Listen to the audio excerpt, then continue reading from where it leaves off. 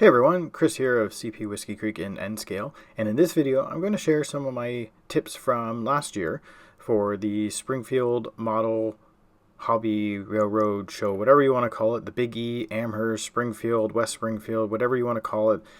It is the show to go to, and if you're getting ready to go there, then I'm kind of envious because I got to go last year and I'm not going this year, but I'm going to share my top 5 tips to get yourself ready for the big show.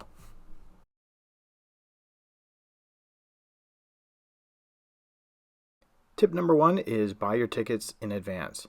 If you didn't get the opportunity to order them by mail and have them mailed to you weeks or months in advance, at least if you can buy them online, then that will save some of your hobby time. You don't want to be standing in line waiting to actually buy your tickets. If you can just go up and do basically the will call, grab your ticket and get going, because there's lots to see and do, and you don't want to waste your time standing in a unnecessary line.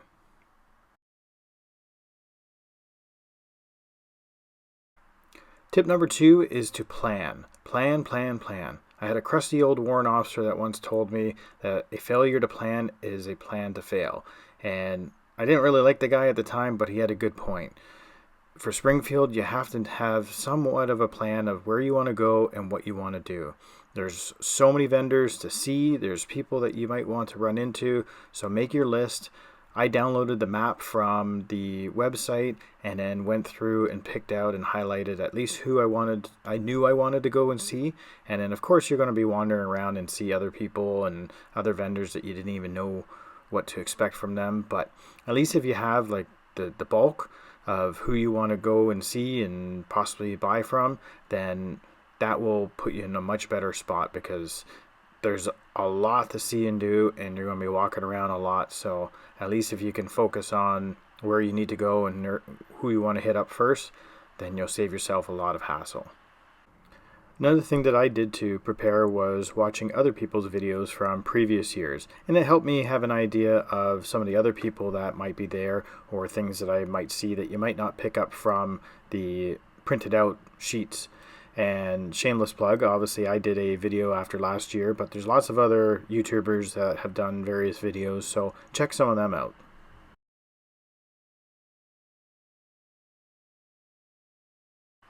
My next tip is to bring snacks.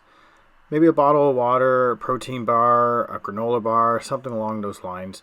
There are food vendors on site, and I obviously would strongly encourage you, if you're going to sit down for a meal or have a lunch or something like that, to support them, because they're part of the show as well. But you definitely also want to keep yourself hydrated, take breaks. There is a lot of walking, there's a lot of moving around, and especially if you're not the most mobile, or people like myself, I'm not old, but I still have bad knees. So if you need to take breaks and pace yourself, then make sure you plan for that.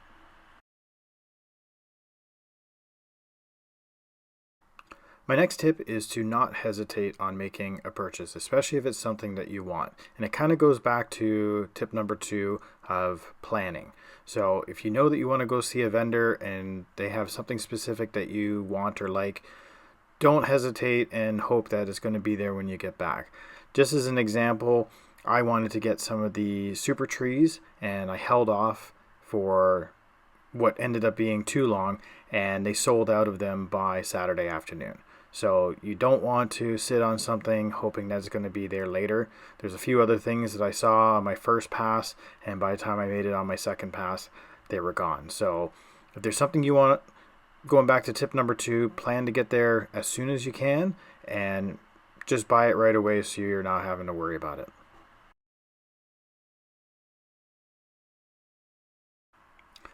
My final tip is to have fun. You're there at one of the biggest train shows, and it's not just a train show, but it's an experience. You're at one of the biggest model train related experiences in probably at least North America. Saturday alone last year saw over 17,000 people there. So you're there with 17,000 like-minded individuals enjoying model trains of all scales, all sort of background, whether it be the Lego and circus and everything in between. So enjoy yourself and take everything in as much as you can, enjoy the fellowship, and like I said, have fun. It's a great time to have, and you want to make sure you enjoy it. So there you have it. Just a few tips from me from my experience being down there. Like I said, I really enjoyed my time last year. I do have a little bit of the FOMO, the fear of missing out sort of feeling now since everyone's getting ready to go down to Springfield, and you keep seeing vendors saying, we'll see you there, and other people that I know. But in the end, it's a great experience. Enjoy every moment that you can, and I look forward to seeing all of your pictures and videos watching from afar. So that's it for me. Thanks for watching.